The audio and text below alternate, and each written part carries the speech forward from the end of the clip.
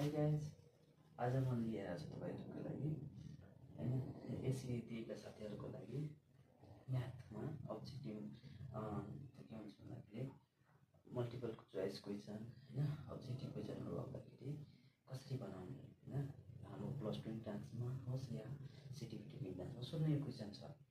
यो क्वेसनमा अहिले म्याथको म म्याथको अहिले तपाईँहरूलाई गरिरहेको छु। म्याथमा यो क्वेसन धेरै जस्तो लगभग सोधेको हुन्छ एउटा यहाँ के भन्छ भने ए र बीलाई एउटा काम गर्न टर्नोस् एलाई 10 दिन बीलाई 15 दिन लाग्छ भनेदेखि दुईटै मिलेर यदि गऱ्यो भने कति दिन लाग्ला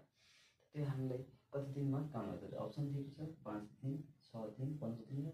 25 दिन अनि अप्सन मध्ये कुन अप्सन हुन्छ त हामी दुईटै तरिकाबाट लगाउँछौँ एउटा लङबाट हैन र इङ्ग्लिसमा चाहिँ नेपालीमा जेन्युन गरेर भयो मैले इङ्ग्लिसमा गरेर चाहिँ in 10 days A can do 91 piece of work। के छ भन्दाखेरि 10 दिनमा ए ले 1 piece of work गर्छ भनेदेखि in 1 day A can do एक दिनमा कति गर्छ 1/10 pieces of work गर्छ। ठिक छ यो एक त्यसैले हामी बी को लागि इन बी ले कति दिनमा 15 दिनमा in 15 day we can do 1 pieces of work है 15 दिनमा बी ले एक काम गर्छ भनेदेखि एक दिनमा बी ले कति काम गर्छ बी ले 1/15 काम गर्छ। अब दुईटै मिलेर गर्यो भने हैन इन 1 डे एकै दिनमा ए 1 डे ए प्लस बी भने कति ए र बी दुईटै मिलेर क्यान डु कति गर्छ भन्दाखेरि ए को भ्यालु 1/10 एक दिनमा यति काम गर्छ बी ले 1/15 यति काम गर्छ एक दिनमा ओके न। अनि हामीलाई यसको गर्छ भनेदेखि कति 10 र 15 को एलसिएम ल्यायो भने 30 भयो अनि यो 3 + 2 = 5/30 यसलाई कति कति 1/6 1/6 pieces of work हेर्नु एक दिनमा 1/6 पिस गर्छ भन्नु यसको मिनिङ भयो ए plus be can do 1/6 pieces of work in 1 day। 1 day मा चाहिँ 1/6 गर्छ भनेदेखि can do त 1 वर्क गर्नुहुन्छ 1/6 पिसेस गर्नु 1 डे लाग्छ भनेदेखि 1 काम गर्न कति लाग्छ 1 भयो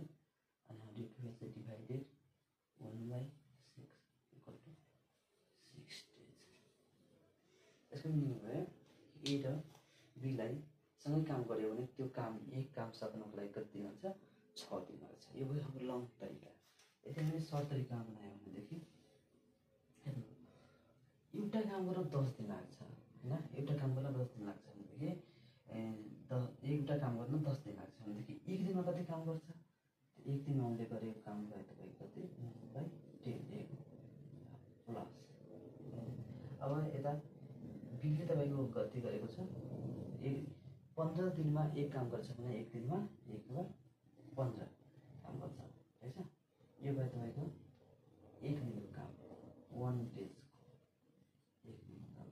दिनको काम कति थियो तपाईको 38 सेन्टिमिटर 3 + 2 = 5/30 = 1/6 1 डे मा यति गर्छ यो कति मा गरिरहेछ 1 डे मा गर्छ नगद 6 डे मा कति गर्छ 60 = तपाईको भ्यालु कति 1 डे मा त 6 डे मा तपाईको 1/6 काम गर्छ 1 डे